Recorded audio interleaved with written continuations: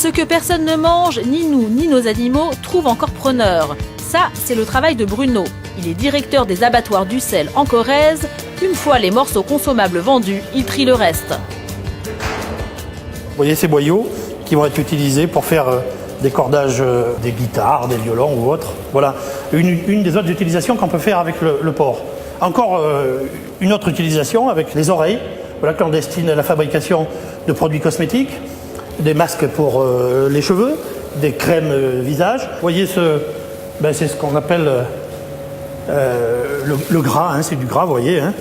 Je vous fais noter l'aspect gras et très tendre de cette partie du porc et qui se destine à fabriquer le rouge à lèvres.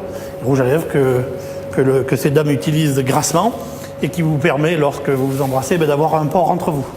Aujourd'hui, c'est justement du gras que Bruno doit livrer à un laboratoire cosmétique.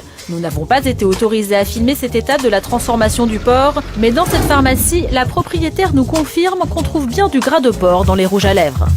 Pratiquement tous les rouges à lèvres sont faits avec de la gélatine porcine. Et dans une pharmacie, du cochon, on n'en trouve pas que dans les cosmétiques. On trouve des médicaments à base de porc, soit le médicament en lui-même, soit l'enveloppe du médicament qui est composée de gélules.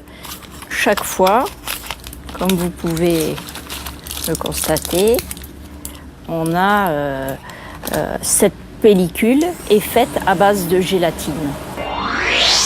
Si vous ne mangez pas de porc pour des raisons religieuses, pas de panique. Gabriel Elfassi est rabbin en banlieue parisienne. Il est très clair, quelle que soit la religion, quand il s'agit d'un médicament, il n'y a aucune interdiction.